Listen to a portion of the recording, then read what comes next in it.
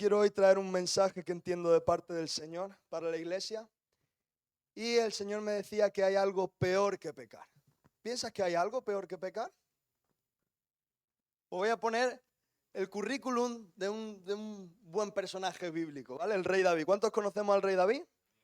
Mira, si existiera en aquellos tiempos una página de estas de citas cristianas, esto sería un candidato lleno de solicitudes. Mira lo que tiene. ¿Está aquí esto?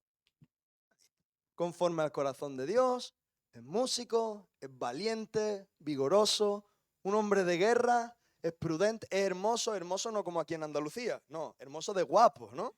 Claro, Dios está con él, es elegido por Dios para ser rey, para gobernar, también es pastor de ovejas y encima es ascendiente de Jesucristo.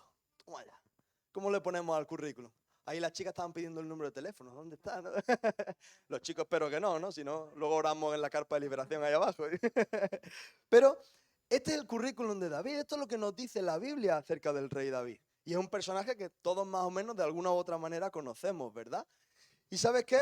Es una persona que para mí es digna de admiración por un montón de cosas, pero vamos a entrar en una historia y seguramente ya muchos sabéis por dónde vienen los tiros porque sois muy listos y os adelantáis, ¿no? Pero vamos a ir acercándonos un poco. Yo quiero contar una historia que le sucedió al rey David cuando estaba en medio del propósito y la voluntad de Dios, ¿vale? Venimos últimamente hablando mucho de la voluntad de Dios, de seguir los caminos de Dios, ¿verdad? El Señor lo había escogido ¿para qué? Para ser rey, ¿no? Y él estaba siendo rey, él estaba gobernando, ¿vale? Y antes de meternos en la historia, vamos a ponernos un poco en contexto, ¿vale? Entonces, quiero que abráis vuestras Biblias, hoy nos vamos a hinchar de Biblia. En 2 de Samuel, capítulo 10, versículo 17.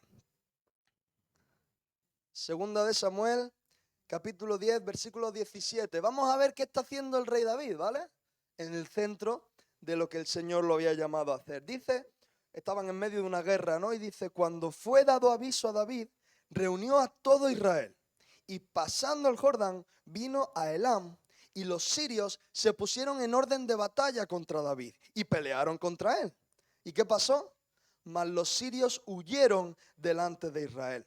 Y David mató de los sirios a la gente de 700 carros y 40.000 hombres de a caballo. Hirió también a Sobac, general del ejército, quien murió allí. Viendo pues todos los reyes que ayudaban a Hadadezer cómo habían sido derrotados delante de Israel, hicieron paz con Israel y le sirvieron. Y de ahí en adelante los sirios temieron ayudar más a los hijos de Amón. Estamos viendo que David como rey y su pueblo están en medio de un montón de batallas, de peleas, de ajetreo externo. Pero ¿qué es lo que vemos en este capítulo? ¿Qué es lo que hemos leído ahora mismo? El respaldo de Dios, ¿no? Ellos salían a luchar y quizás no tenían un ejército tan numeroso. Pero los demás dice que mataron a 700 de carros, 40.000 hombres, los reyes caían, los reyes enemigos. Una historia tremenda, ¿no? Entonces vemos a David ejerciendo su papel, el papel por el cual Dios lo había escogido y además el respaldo de Dios, ¿verdad? El Señor estaba con David, ¿sí? ¿Hasta aquí estamos situados? ¿Sí? ¿Más o menos? ¿Todos? Vale, entonces ahora vamos a meternos en la historia. Vamos a ver qué pasa en el capítulo 11, ¿no? ¿Qué pasó? Muy bien. Aconteció al año siguiente, en el tiempo que salen los reyes a la guerra, que David envió a Joab y con él a sus siervos y a todo Israel. Y destruyeron a los amonitas y sitiaron a Rabá. Pero David, ¿qué hizo? Se quedó en Jerusalén, no fue a la guerra. Y sucedió un día, al caer la tarde, que se levantó David de su lecho, de su cama, y se paseaba sobre el terrado de la casa real. Y vio desde el terrado, sería como una especie de tejado, un terreno alto, ¿no? Y vio desde el terrado a una mujer que se estaba bañando, la cual era muy hermosa. Envió David a preguntar por aquella mujer y le dijeron, aquella es Betsabé, hija de Eliam, mujer de Urías Eteo. ¿Y qué hizo David? Envió mensajeros y la tomó y vino a él y durmió con ella. Todos entendemos cuando la Biblia dice durmió con ella, ¿verdad? No se quedaron cada uno a un lado de la cama, no, durmieron muy, muy juntitos, ¿vale? Que hay niños. Y durmió con ella. Luego ella se purificó de su inmundicia y se volvió a su casa. ¿Qué pasó? Concibió a la mujer. ¡Tachán! Sorpresa. Y envió a hacerlo saber a David diciendo, estoy encinta, estoy embarazada. Versículo 6, entonces David envió a decir a Joab, envíame a Urías Eteo, a su marido. Y Joab envió a Urías a David. Cuando Urías vino a él, David le preguntó por la salud de Joab y por la salud del pueblo y por el estado de la guerra. O sea que Urías era uno de sus soldados que estaba peleando, ¿verdad?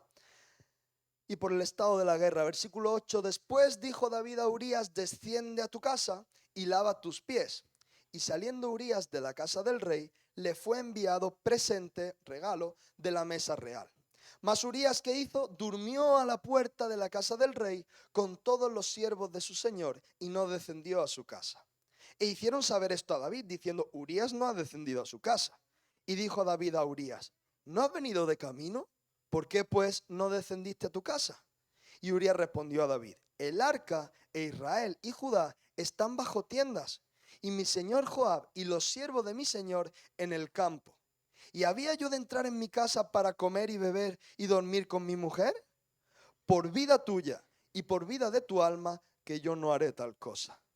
Y David dijo a Urías, quédate aquí aún hoy y mañana te despacharé. Y se quedó Urías en Jerusalén aquel día y el siguiente. Y David lo convidó a comer y a beber con él hasta embriagarlo, hasta emborracharlo. Y él salió a la tarde a dormir en su casa con los siervos de su señor, mas no descendió a su casa. 14. Venida la mañana, escribió David a Joab una carta, la cual envió por mano de Urías. Y escribió en la carta diciendo, poned a Urías al frente en lo más recio de la batalla, donde están lloviendo balas. Llevaros allí a Urías, ¿no? Y retiraos de él, que se quede solo, para que sea herido y muera. Esto dice el rey David, ¿no? Así fue que cuando Joab sitió la ciudad, puso a Urías en el lugar donde sabía que estaban los hombres más valientes. Y saliendo luego los de la ciudad, pelearon contra Joab y cayeron algunos del ejército de los siervos de David, y murió también Urías Eteo. Entonces envió Joab e hizo saber a David todos los asuntos de la guerra, y mandó al mensajero diciendo, cuando acabes de contar al rey todos los asuntos de la guerra, si el rey comenzara a enojarse y te dijere, ¿por qué os acercasteis demasiado a la ciudad para combatir? ¿No sabíais lo que suelen arrojar desde el muro? ¿Quién hirió a Abimelech, hijo de Jerobaal? ¿No echó una mujer del muro un pedazo de una rueda de molino y murió en Tebes? ¿Por qué os acercasteis tanto al muro? Entonces tú le dirás, también tu siervo Urías, Eteo, es muerto. Fue el mensajero y llegando contó a David todo aquello que Joab le había enviado. Y dijo el mensajero a David, prevalecieron contra nosotros los hombres que salieron contra nosotros al campo. Bien que nosotros les hicimos retroceder hasta la entrada de la puerta, pero los flecheros tiraron contra tus siervos desde el muro y murieron algunos de los siervos del rey, y murió también tu siervo Urías Eteo. Y David dijo al mensajero, así dirás a Joab, no tengas pesar por esto, no te preocupes, que no te moleste, que no te estorbe, ¿no? Porque la espada consume, ora uno, ora otro, eso quiere decir ahora uno, ahora otro. Refuerza tu ataque contra la ciudad hasta que la rindas, y tú aliéntate. Versículo 26, oyendo la mujer de Urías que su marido Urías era muerto, hizo duelo por su marido. Y pasado el luto, envió David y la trajo a su casa, y fue ella su mujer, y le dio a luz un hijo. Mas esto que David había hecho, ¿cómo fue? Fue desagradable a los ojos de Jehová. ¿Qué está pasando en este capítulo? Qué terrible historia, ¿no? Qué horror. Uno la ve en una serie de Netflix y se queda tranquilo, pero son hechos reales, ¿no? Entonces, todo esto le pasó al hombre que acabamos de leer unos cuantos versículos antes, que estaba cumpliendo los propósitos de Dios y estaba siendo respaldado por Dios. Entonces, quiero traer un mensaje hoy, espero que nos pueda servir un poco a cada uno de nosotros, ¿no? Yo siempre digo, yo estoy con el micrófono, pero estoy en cualquiera de esas sillas, ¿no? Y Primera de Corintios, capítulo 10, versículos 12 y 13, dice lo siguiente. Así que el que piensa estar firme, mire que no caiga.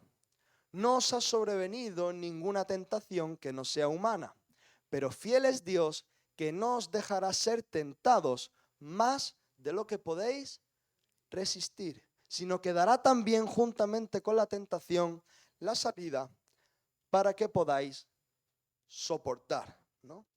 ¿Qué es lo que está pasando en esta historia? David mete la pata, ¿no? Un poco bien hasta el fondo, ¿no? Y a lo mejor tú, si le preguntas ahí, David, recién hecho semejante acto, te dice, no, fue un tropiezo, ¿no? Es que de repente se alinearon las cosas, la tentación me vino y caí, ¿no? Y es así lo que hemos leído. Vamos a ver la cronología de los hechos. Lo primero, que la historia empieza diciendo que David había dejado de hacer lo que tenía que hacer, que era estar en la guerra. O sea que ya de por sí empieza estando ocioso, empieza dejando demasiado tiempo libre y no ocupándose de aquello por lo cual lo han llamado. Y eso es un primer y gran problema, ¿no? Luego dice que se había quedado en casa, se estaba pegando un paseo por el tejado y de repente vio una chica que se estaba duchando. ¡Ay! ¿Viste una chica que se estaba duchando? Bueno, eso la has visto, ya está, no es problema. Pero él se quedó con que la había visto sin querer. Dice, uy, he visto una chica que se estaba duchando. Y luego hacía así, ¿no? Y se quedó ahí mirando un rato a esa chica. Ya entramos a meternos en cosas más turbias, ¿no? ¿Y ahí se queda la cosa? No. Coge David y le pregunta a su gente, a sus siervos, le pregunta quién es, o sea, pone en conocimiento de los demás. Mira, he estado mirando a esta chica que está ahí duchándose y quiero saber quién es. No solo se conforma con una respuesta, sino que encima envía a los mensajeros a por ella. Y la traen a su casa. Y estando en su casa, se acuesta con ella. ¿Todo eso es inmediato? ¿Es rápido? ¿Tú crees que el rey David desde el principio de la historia sabía que algo lo estaba haciendo mal?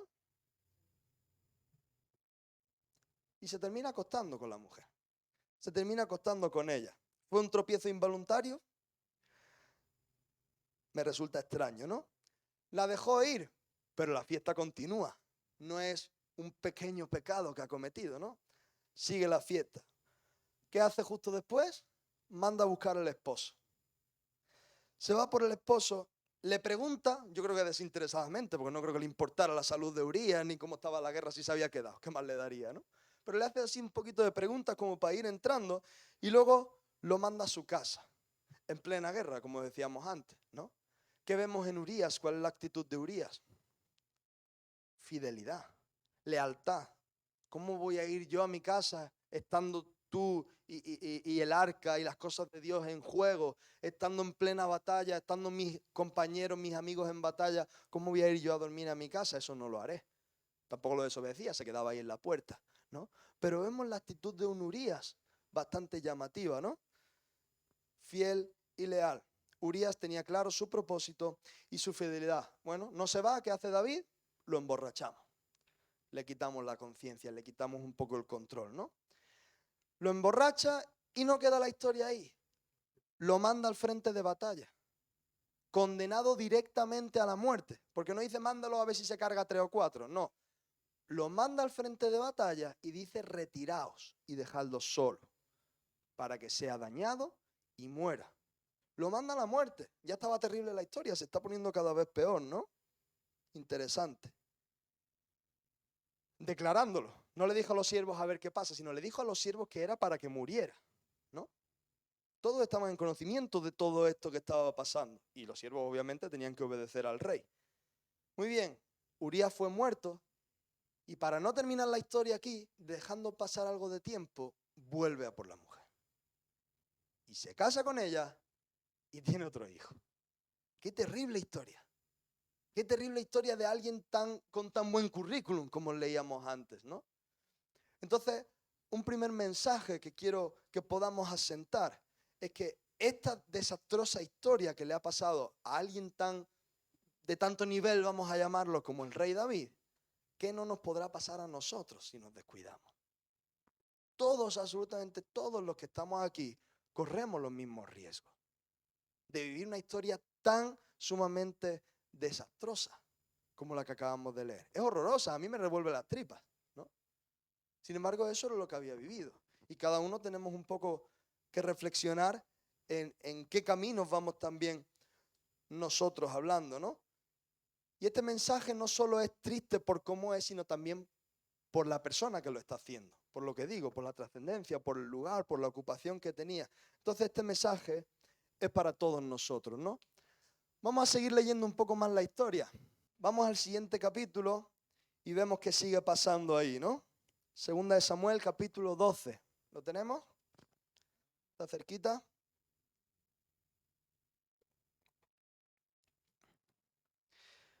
Jehová envió a Natán, un profeta, a David. Y viniendo a él le dijo, ojo, lo que se viene. Dice, había dos hombres en una ciudad, el uno rico y el otro pobre. El rico tenía numerosas ovejas y vacas, pero el pobre no tenía más que una sola corderita, que él había comprado y criado y que había crecido con él y con sus hijos juntamente, comiendo de su bocado y bebiendo de su vaso y durmiendo en su seno, y la tenía como a una hija. Y vino uno de camino al hombre rico, y éste no quiso tomar de sus ovejas y de sus vacas, para guisar para el caminante que había venido a él, sino que tomó la oveja de aquel hombre pobre y la preparó para aquel que había venido a él. Entonces se encendió el furor de David, no se enfadó en gran manera contra aquel hombre. Y dijo Natán, vive Jehová, que el que tal hizo es digno de muerte y debe pagar la condena con 4 tantos, con 4 monedas, ¿no? Porque hizo tal cosa y no tuvo misericordia. Claro, él era rey, él podía juzgar los casos, ¿no? Y se enfadó por esta historia que le estaba contando a Natán y dijo que sea condenado, ¿no? Y ahora vino Natán con sorpresa, ¿no? Entonces dijo Natán a David, tú eres aquel hombre.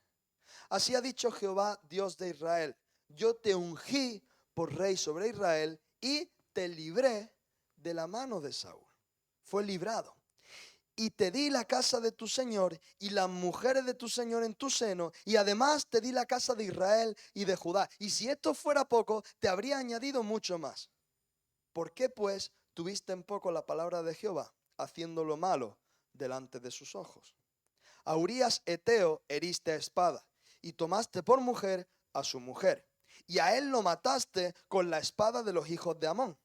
Por lo cual, ahora no se apartará jamás de tu casa la espada, por cuanto me menospreciaste. Y tomaste la mujer de Urías Eteo para que fuese tu mujer. Así ha dicho Jehová, he aquí yo haré levantar el mal sobre ti de tu misma casa. Y tomaré tus mujeres delante de tus ojos y las daré a tu prójimo, el cual yacerá con tus mujeres a la vista del sol.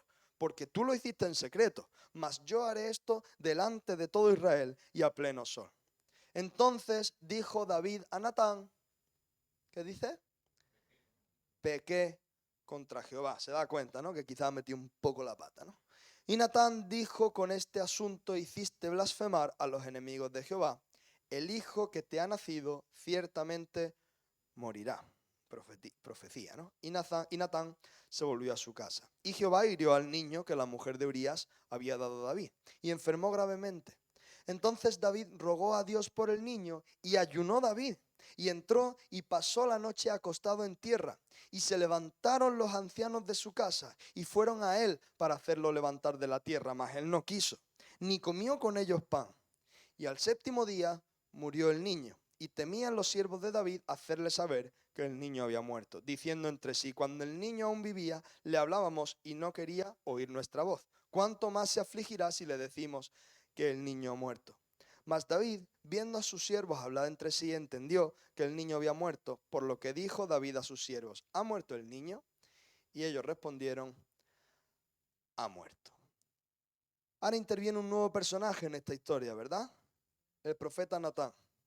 Y yo digo, qué figura tan necesaria, gente como Natán en nuestras vidas, ¿verdad? Porque David había hecho semejante aberración y luego había intentado seguir para adelante como si nada. Había más guerras, había más historias, había más cosas. Ahora, cuando se encuentra Natán y le hace un poco este juego para que se dé cuenta de cuál es su pecado, lo primero que él hace es reconocer que ha pecado contra Dios, ¿verdad? Sabe que lo que ha hecho está mal delante de Dios y se arrepiente. Pero lo segundo que hace es saber que sus acciones malas también tienen consecuencias para la gente que tiene alrededor. Y tú, sí, ahora aquí estamos leyendo la historia del niño, pero piensa en la historia de esa mujer. que acaban de matar, asesinar a su fiel marido porque era un hombre bueno, un hombre guerrero, un hombre leal. Lo acaban de asesinar injustamente y encima te obligan a casarte con el que ha asesinado a tu marido. Imagínate lo perturbadora que es la situación para ella, ¿no? Y luego encima el niño muere, ¿no? Por una maldición. Entonces hay que tener claro que también las acciones tienen consecuencias.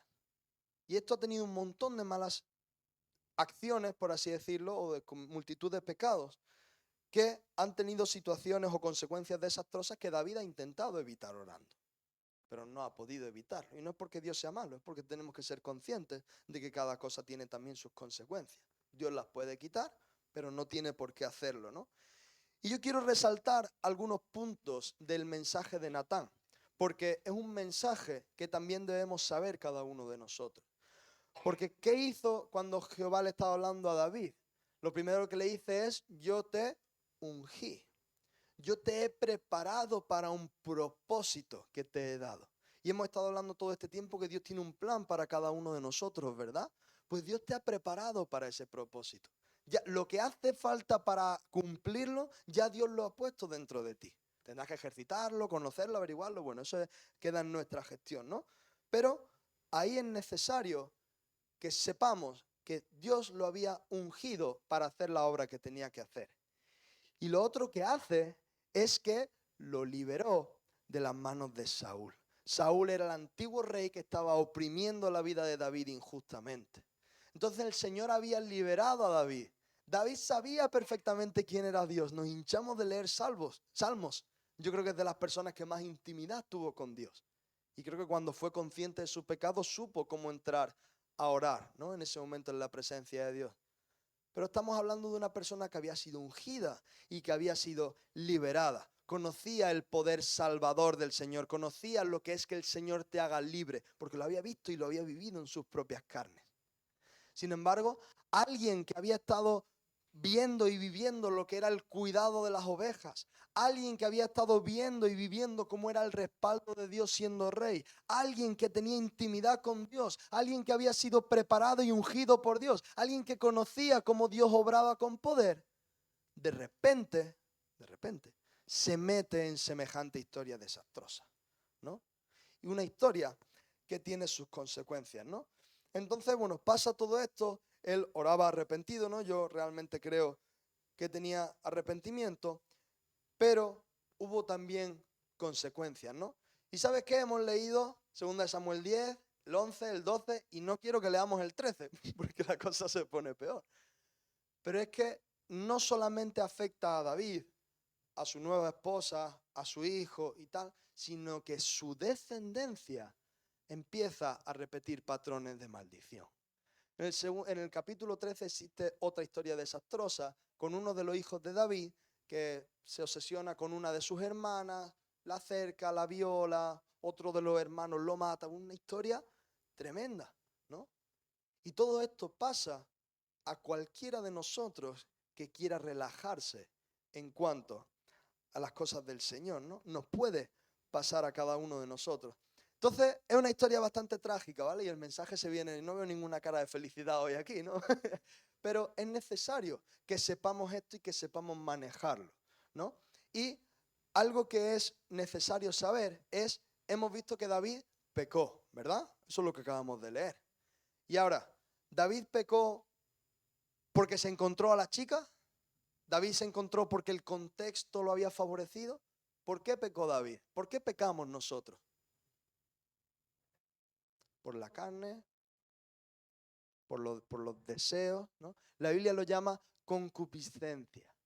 Dice que cuando nosotros pecamos es debido a la concupiscencia que hay en nuestro corazón. Si leemos lo que dice Santiago capítulo 1, dice: bienaventurado el varón que soporta la tentación, porque cuando haya resistido la prueba, recibirá la corona de vida que Dios ha prometido a los que le aman. Cuando alguno es tentado, no diga que es tentado de parte de Dios, porque Dios no puede ser tentado por el mal, ni Él tienta a nadie, sino que cada uno es tentado cuando de su propia concupiscencia es atraído y seducido.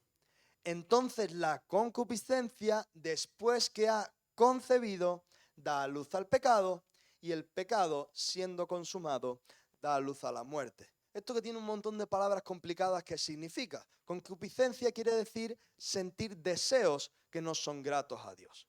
Es el deseo que hay en nuestro interior, y el propio deseo es lo que hace, que ha dicho, concebir el pecado, ¿no? ¿Qué es concebir? Otra palabra rara, ¿no? Esa es un poco más fácil de entender. Pues el diccionario dice que concebir es cuando se queda preñada una hembra, ¿no? Como consecuencia de la fecundación del óvulo por el espermatozoide del macho. Eso, para entenderlo en nuestro contexto, ¿qué es? Que hay un deseo que no es bueno en nuestro interior, y es como un espermatozoide, ¿no? Que va por ahí. Y cuando consigue encontrar cabida en nuestra mente o en nuestro corazón, ahí es cuando fecunda, ahí es cuando concibe, y ahí es cuando da a luz al pecado, ¿no? Hay otra definición más sencilla, ¿no? Dice formar en la mente una idea, opinión o proyecto. Entonces está diciendo que cuando nosotros pecamos es por un deseo que hay en nuestro interior. Y ese deseo por sí solo no hace una historia tan desastrosa como la que acabamos de ver. Lo que hace una historia tan desastrosa es permitir a ese deseo que encuentre cabida aquí o aquí. Cuando eso sucede, cuando nosotros nos relajamos, es cuando ahí se viene el embarazo, ¿no? Y dice que se concibe, viene el embarazo, o sea, ese pecado ya está ahí. ¿Y ahí termina todo? No. Dice que cuando el pecado es consumado, o sea, cuando ya uno hace lo que no tiene que hacer, es como si fuera un parto, ¿no? Ahí es cuando dice viene la muerte. Entonces no es algo para tomar a la ligera. Está diciendo que es algo que cada uno de nosotros tenemos en nuestro interior. Y me gustaría que no fuera así. Yo por lo menos estoy peleando por no tenerlo, ¿no? Pero eso es lo que está diciendo aquí. Y el domingo pasado, no sé si nos acordamos, el pastor Pedrosa estuvo hablando, Jesús Pedrosa, de el cuerpo de muerte, ¿verdad? Que era una tortura romana. Pero ¿cuál era el mensaje que hablaba con ese cuerpo de muerte? Era el pecado, ¿verdad? Y dice que el pecado estaba pegado a la espalda y no me lo puedo quitar y me está pudriendo por dentro. Eso es el cuerpo de muerte. ¿Y qué dice el apóstol? Miserable de mí. ¿Quién me puede librar de este cuerpo de muerte? ¿Quién me puede librar del pecado? ¿Quién puede? El Señor. El Señor es el que te puede librar del pecado. Pero yo tengo que hacer mi parte. Y esto es necesario que lo tengamos en cuenta. Porque muchas veces oramos para que el Señor haga las cosas y luego seguimos lamentándonos en que volvemos y volvemos y volvemos en las mismas situaciones. Y yo te voy a dar una mala noticia, y se la ha dado a algunos estos últimos días que no les ha gustado. Pero tú no lo vas a conseguir. No lo vas a conseguir. Yo llevo años y años intentando liberarme de cosas por mis propios medios, con mis propias técnicas. No, ahora lo voy a conseguir. No, ahora me lo voy a tomar en serio. Esta vez sí que sí. No, me voy a levantar a las 6 de la mañana y voy a orar por 3 horas. ¿No? Y empezamos a proponer y empezamos a usar técnicas y empezamos a hacer un montón de propuestas que salen desde aquí. Y lo que hay aquí son deseos malos. No vamos a poder con nuestra fuerza. El único que nos va a poder liberar realmente de ese cuerpo de muerte es el Señor. Entonces, ¿qué es lo que yo tengo que hacer si no va a depender de mí? Lo que yo tengo que hacer es buscar esa intimidad con el Señor. Ese es nuestro arma, estar enchufado con el Señor. Y una vez que yo estoy enchufado con el Señor y el Señor es el que me fortalece, tengo que resistir, no que es lo que hemos visto en todos estos versículos anteriores. No es yo estoy enchufado con el Señor y ya que sea lo que Dios quiera, no. Tengo que hacer una lucha, tengo que hacerle frente a ese pecado, tengo que hacerle frente a esos deseos, tengo que hacerle frente a esa tentación. Y lo que dice la palabra y la promesa es que cuando resistimos, recibiremos la corona de vida, ¿verdad? Vamos a abrir Hebreos 12. Yo he puesto aquí algunos aspectos subrayados. Si tenéis para subrayar y queréis hacerlo, podéis subrayar, ¿vale? Esto es una sugerencia mía, ¿no? Versículo 1. Por tanto, nosotros también, teniendo alrededor nuestro tan grande nube de testigos, despojémonos de todo peso y del pecado que nos asedia. ¿Qué tenemos que hacer nosotros? Despojarnos. Sacar. Eso es algo que tenemos que hacer nosotros. ¿Lo vas a hacer? ¿Lo vas a conseguir tú? No, con el Señor. El Señor es el que te va a hacer, te va a capacitar para despojarte. Entonces yo tengo que ponerme manos a la obra y tengo que estar enchufado a la fuente, ¿no? Yo he subrayado eso. Despojémonos de todo peso y del pecado que nos asedia. Dice, y corramos con paciencia la carrera que tenemos por delante. ¿Qué más tenemos? Versículos 2 y 3. Puestos los ojos en Jesús, el autor y consumador de la fe, el cual por el gozo puesto delante de él, sufrió la cruz, menospreciando lo oprobio, y se sentó a la diestra del trono de Dios. Considerad a aquel que sufrió tal contradicción de pecadores contra sí mismo, para que vuestro ánimo no se canse hasta desmayar. Versículo 4, subrayado, ¿no? Porque aún no habéis resistido hasta la sangre. O sea, nosotros tenemos que resistir, y está hablando que no lo vamos a poder hacer con nuestras fuerzas. Pero no es yo voy a intentar dejar este vicio, yo voy a intentar dejar de pensar esto, yo voy a intentar de... No, dice que resistir hasta la sangre. Esa es la magnitud que le está dando la palabra a esa lucha contra el pecado. Ahí sigue diciendo, ¿no? Porque aún no habéis resistido hasta la sangre, combatiendo contra el pecado. Y habéis ya olvidado la exhortación que como a hijos se os dirige diciendo, Hijo mío, no menosprecies la disciplina del Señor, ni desmayes cuando eres reprendido por Él, porque el Señor al que ama, disciplina y azota a todo el que recibe por hijo. Si soportáis la disciplina, Dios os trata como a hijos, porque ¿qué hijo es aquel a quien el Padre no disciplina?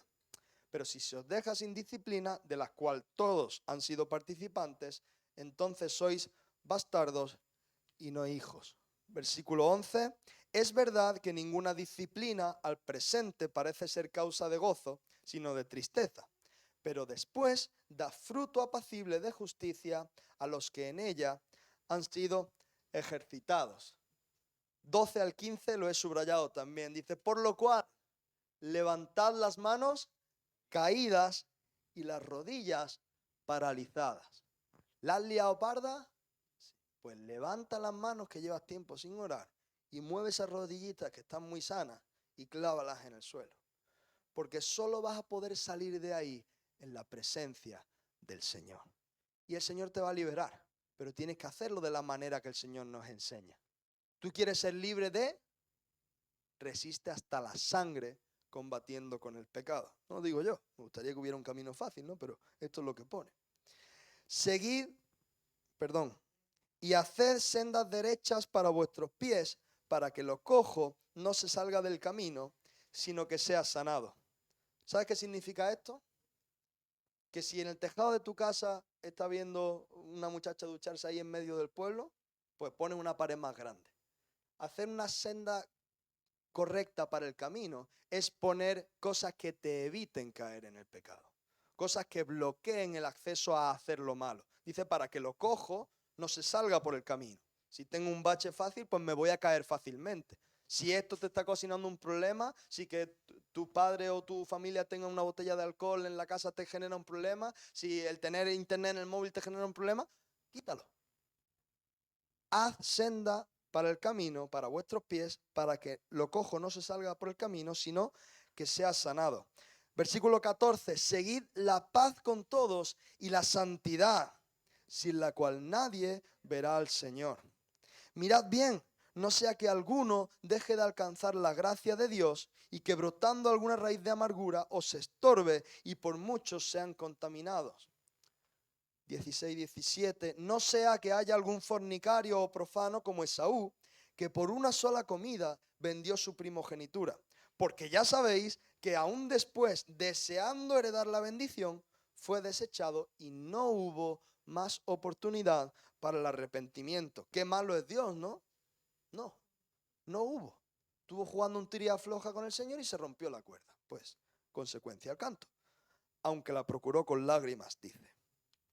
Versículo 25, un poquito más abajo, mirad que no desechéis al que habla, porque si no escaparon aquellos que desecharon al que los amonestaba en la tierra, mucho menos nosotros si desechamos al que amonesta desde los cielos.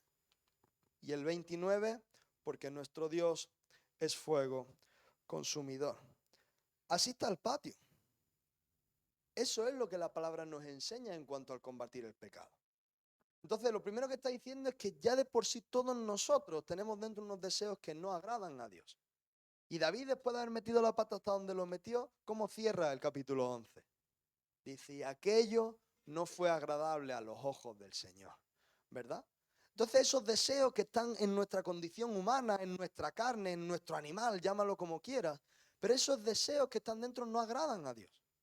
Y cuando nosotros empezamos a ponernos ociosos o nos relajamos, no pasa nada, todo el mundo lo hace, lo que estamos haciendo es dejarle hueco para que ese deseo encuentre ese lugar para concebir el pecado, y una vez que uno cede también al pecado, al final acaba destruido. ¿Cuál es la voluntad de Dios? ¿Qué es lo que quiere para nosotros? Que tengamos vida y vida eterna. ¿Qué es lo que el enemigo quiere hacer? Robar, matar y destruir. Si nosotros queremos morir y destruirnos, pues démosle cabida al pecado. Pero si nosotros queremos lo que tiene el Señor, lo que está diciendo aquí es que practiquemos la paz y la santidad. Ahí está.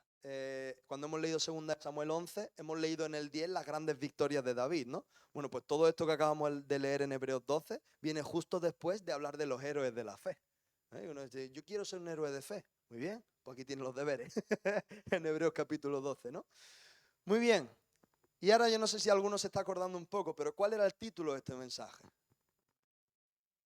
¿Peor que pecar? Nosotros hemos hablado de pecado, ¿no? Pero ¿qué es peor que pecar? La tolerancia al pecado. El caer, el permitir, el dejar y que no te afecte. Porque David, ya hemos estado leyendo todo lo que pasó en ese camino. No es que vio una chica, es que vio una chica, se quedó mirando, fue a buscarla, le dijo a esto que averiguaran, se la trajo a su casa, se acostó con ella, mató al marido. Un paso tras otro que no fue inmediato. Entonces él sabía que lo que estaba haciendo estaba mal, pero estaba callando la alarma que por dentro estaba saltando. Y yo digo que estaba callándola, pero a lo mejor ni siquiera estaba sonando la alarma. Yo no sé cuántos me conocen, saben que yo por las mañanas muchas veces no escucho las alarmas, ¿no? No es que yo no tenga ganas de levantarme, es que no las oigo. No existen para mí esas alarmas, y las pongo, y pongo 7 y todo el mundo se entera, y mi vecino también, ¿no? En la otra casa. Todo el mundo. Pero yo no me entero. ¿Y sabes qué? Que el cuerpo, el ser humano de por sí, cuando hay algo que le está dañando, tiene un mecanismo de defensa, ¿verdad?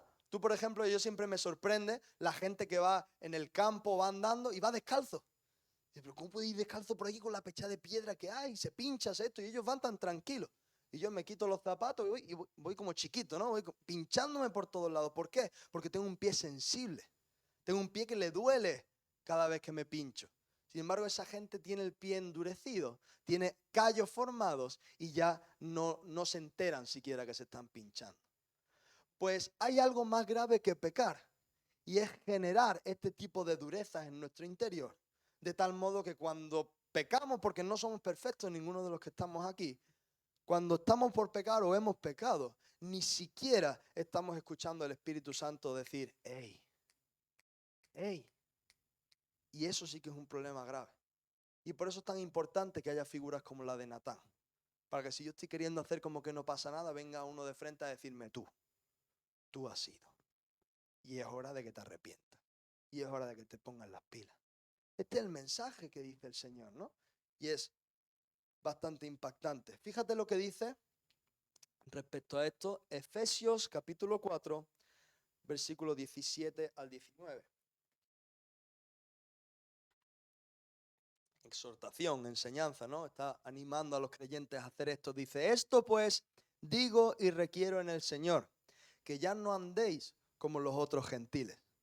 Fíjate cómo andan los otros gentiles, lo que no quiere el Señor que hagamos. Dice, andan en la vanidad de su mente, dándole libertad a lo que se le ocurra a cada uno. Dice, teniendo el entendimiento entenebrecido. Tenebrecido es como cuando hay niebla. ¿Has estado alguna vez conduciendo con niebla, que no se ve nada? Bueno, pues eso es el entendimiento, no entiendes nada. No eres capaz de discernir las cosas, ¿no? Ajenos a la vida de Dios. Sí, Dios existe, Dios está allí, yo estoy aquí haciendo mi vida, ¿no? Por la ignorancia que en ellos hay, por la dureza de su corazón, los cuales, después que perdieron toda sensibilidad, ya no me afecta nada, bueno, ya lo hago mal y ya está, Dios en algún momento me perdonará. Después que perdieron toda sensibilidad, se entregaron a la lascivia para cometer con avidez toda clase de impureza. Esto es lo que nos está diciendo el Señor que evitemos. Que no lleguemos a este punto, porque pecar está mal, está muy mal. Pero esto está mucho peor. Porque cuando uno cae en el pecado, por lo que sea, y yo no voy a justificar a nadie ni me voy a justificar a mí mismo, pero cuando uno cae, nosotros tenemos la gracia del Señor para perdonarnos y para levantarnos. Pero cuando uno se vuelve insensible, ya ahí no hay solución que valga. Porque no notas que hay algún problema, ¿no? Y ahí viene un gran drama, ¿no? Ahí siguen los capítulos, el versículo 22 y 24 dice, en cuanto a la pasada manera de vivir, como decía antes, ¿no? Despojaos del viejo hombre que está como viciado. ¿Todos sabemos lo que es un vicio? ¿Todos sabemos lo que es dejar un vicio? Eso de la noche a la mañana, ¡pum!, lo he dejado. Y una abstinencia que flipas, ¿no? Entonces, el viejo hombre está viciado. ¿Qué va a pasar cuando yo me despoje de él? Que va a querer volver. ¿Y qué voy a tener que hacer? Esforzarme y dejarlo fuera y luchar. ¿Y luchar cuánto? 3 días. Si en 3 días no se me ha quitado, vuelvo. No, hasta la sangre. Eso es lo que nos está diciendo el Señor. Dice que está viciado conforme a los deseos engañosos. ¿Y qué tenéis que hacer? Renovaos en el espíritu de vuestra mente y vestíos del nuevo hombre, creado según Dios y santidad de la verdad. ¿Sabes qué? Nosotros aquí estamos hablando de pecado, el mensaje está muy tétrico, ¿verdad? Está hablando de cosas muy serias. Pero estamos hablando de pecado y estamos hablando de cosas que nos alejan de Dios. Pero tenemos que ser conscientes de una cosa, porque también hemos leído acerca de la gracia, ¿verdad? ¿Y de qué tenemos que ser conscientes? Nosotros sabemos que si pecamos y nos arrepentimos, el Señor nos perdona. ¿Todo el mundo sabe eso? Sí, eso es la gracia del Señor, ¿verdad? ¿Y qué dice la palabra acerca de la gracia y de la misericordia de Dios? Que se renueva cada mañana. Todos los días hay un renuevo de esa gracia y misericordia de Dios. Pero nosotros, cuando no nos preocupamos por la santidad, lo que estamos haciendo es una analogía parecida a esto, ¿no? Bueno, el versículo 30 dice, y no contristéis al Espíritu Santo de Dios, con el cual fuisteis sellados para el día de la redención, ¿no? Cuando hacemos las cosas que no tenemos que hacer, el Espíritu Santo se pone triste. Estamos haciendo algo parecido a esto. ¿Cuántos saben que el Señor vuelve por segunda vez? ¿Sí? Y sabes que en Apocalipsis, cuando habla de esa segunda venida, la compara como si fuera una boda, donde el Señor Jesús es el novio y la iglesia es la novia. Cuando nosotros decimos que la misericordia del Señor se renueva cada mañana, es verdad. Y si yo la he liado parda y me arrepiento, el Señor mañana se olvida de lo que ha quedado atrás y se pone a mirar lo que hay hacia adelante y me levanta y me impulsa y me quita el polvo y vamos hacia adelante. Pero Él renueva la misericordia todas las mañanas. Pero si yo no renuevo la santidad todos los días, lo que estoy haciendo es preparar a una novia de esta manera. Estoy permitiendo llegar a esa boda tal y como estáis viendo. Y el Señor, cuando dice que renueva su misericordia, como novio, Él se levanta, se ducha, se pone el mejor perfume y se va al altar a esperar a la novia, preparado. Y nosotros que somos la novia es la iglesia. ¿Quién es la iglesia? Tú, yo. La iglesia no es el que está a tu lado, es tú y yo. Entonces, si nosotros no nos preocupamos de la santidad, lo que estamos haciendo es ir así a las bodas. Y yo no sé qué os parece a vosotros, pero por lo menos el fotógrafo se lo piensa antes de echar la foto, ¿no? Claro. Entonces, hay un contraste aquí entre la gracia del Señor y la santidad. Porque el Señor hace su trabajo y Él renueva su misericordia cada día. Pero nosotros a la santidad le restamos importancia porque tenemos la gracia. No, como el Señor me perdona, la santidad no es tan importante. Error. Si nos empezamos a relajar, es cuando viene todo esto que acabamos de leer. Y yo creo que la historia termina bastante mal. Puedes decirte que hay gente que termina todavía peor, ¿no?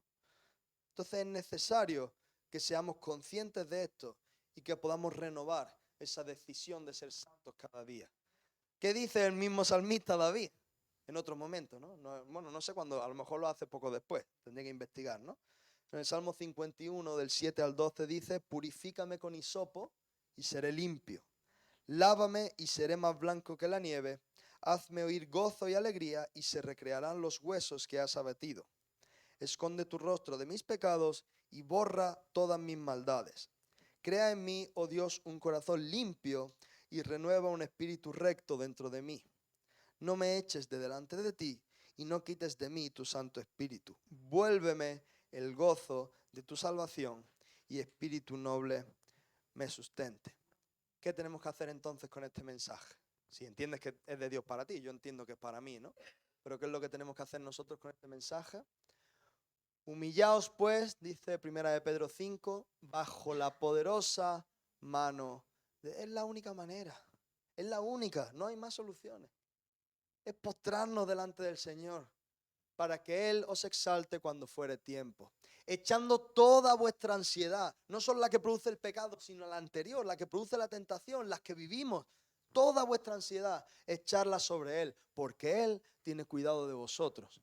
Y sed sobrios y velad, porque vuestro adversario, el diablo, como león rugiente, anda alrededor buscando a quien devorar.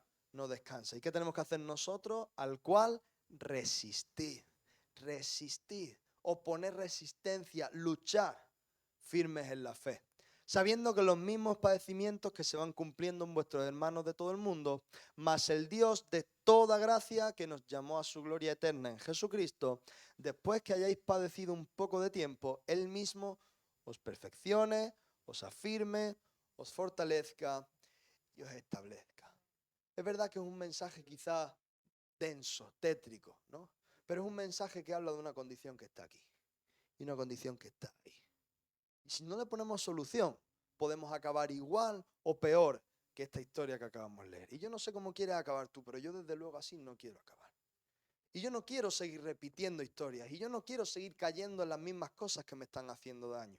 Si el Señor me está prometiendo la libertad, si el Señor me está diciendo que me va a ungir a cada uno de los que estamos aquí para cumplir el propósito por el que nos ha llamado, hay que ponerse pila. Hay que ponerle solución a este tema. Y tenemos que esforzarnos como iglesia en la santidad. Y si yo estoy resistiendo y ya estoy sangrando por todos lados, para eso también está mi hermano que me ayude a levantarme y a resistir. Para eso está la iglesia. Pero es necesario primero que yo reconozca lo que hay. Si yo no reconozco lo que hay, si yo estoy duro, ahí no hay solución que valga, ni el Señor puede entrar ahí. Ahora, si yo soy capaz de reconocer, oye, he metido la pata hasta el fondo, hasta el caracú, decía alguno, ¿no? Que no sé lo que significa, pero se suele usar como expresión, ¿no? Sí. Bueno, entonces he metido la pata hasta el fondo. Poder reconocerlo, poder confesarlo, es el primer paso para la libertad. Si empezamos a actuar como que no pasa nada, la cosa va cuesta abajo. Y una vez que lo reconozco, es hora de luchar. No con tu fuerza, que no vas a poder, te lo digo ya, no vas a poder, te ahorro el tiempo. Llegando y humillándonos delante del Señor, bajo su mano poderosa, quien nos librará. Entonces lo que tenemos que hacer con este mensaje es decir, Señor, este mensaje es para mí, tengo yo deseos así dentro, estoy yo relajado, he dejado huecos abiertos para que esos espermatozoides, esos deseos puedan fecundar en mi interior, puedan provocarme caer en el pecado. Pues si es así,